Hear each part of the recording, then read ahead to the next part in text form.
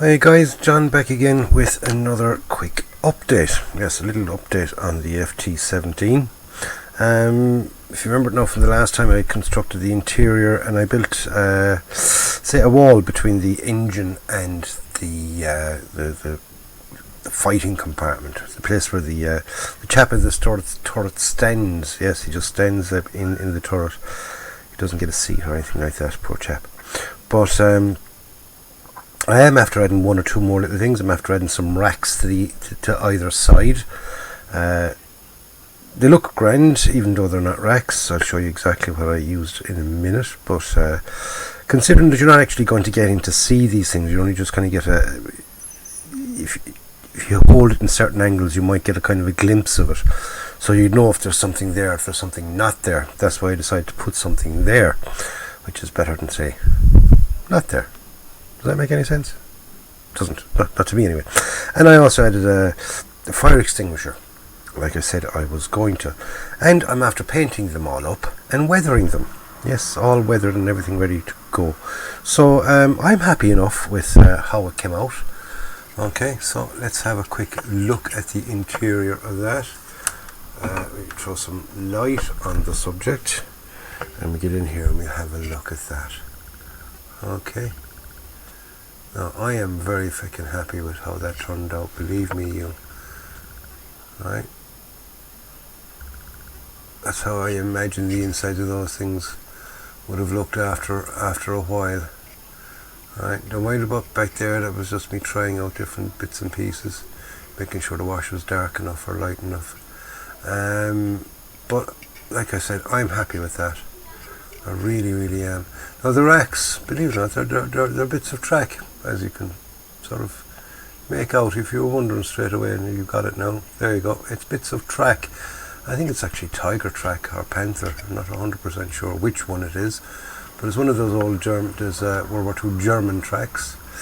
And now there are racks, from tracks to racks, inside an FT17. There's my scratch-built fire extinguisher with a top and a hose down the side of it and everything else, and weathered up then the floor, the seat, and the controls a bit. Just put grime and dirt into places, because these things were, they were basic, very, very basic, and when you consider the type of opening and closing that are on the hatches, they got pretty damn mucky and messy inside. So if they'd seen any action or any bit of time period at all, they would have got into quite a grotty stage. So maybe I've done it a little bit too much, but I don't think so. I think it's great. I'm happy with how they are. I remember, like I said with the racks, you're not going to get to see much of them, but you are going to get to see a bit.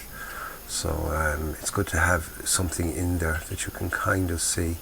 Now, if you can get to see that now from an angle, you can see there that you can't see that it's track, but you can see that it's like a little shelving unit, which is what I was going for. Okay, little shelving units on the insides of that. So there's my tub. Okay, and now I got to kind of carry on with that. I also sort of weathered the inside of the roof.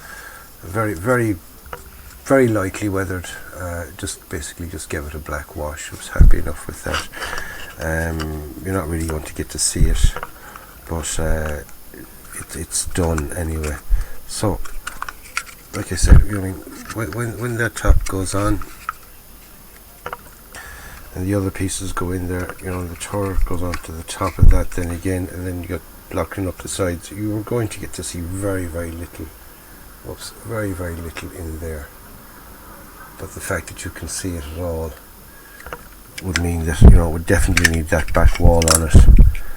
And anything else, because like that part isn't part of the kit. That's something I added myself, and of course anything back here was added purely because I want to have those little sort of front hatches open. So I'm going to continue on now with the rest of the build.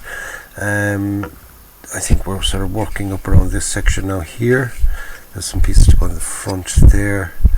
There's an extra little sort of piece here. and I think we might even be fitting the top. So in the next update we'll see how far we've gotten with it. I suppose I should have had the instructions out, but I didn't get the instructions out. I have them all put away while I was painting. So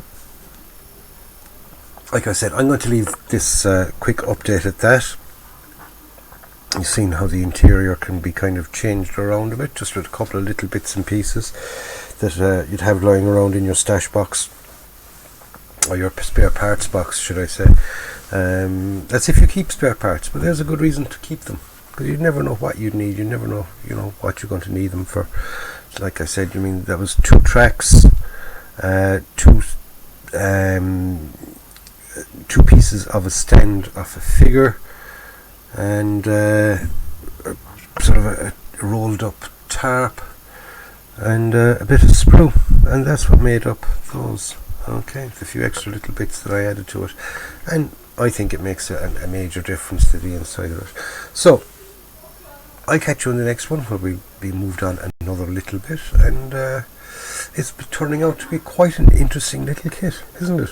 So to continue watching this interesting little kit, don't forget to subscribe to the channel.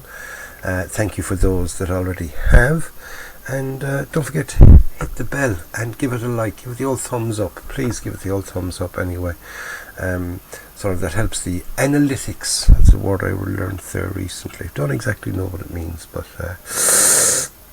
shall we say it's good that you give it the thumbs up. The more people that give it the thumbs up, the better I get promoted by the YouTubes. So anyway lads, until the next time, take care, enjoy your modelling.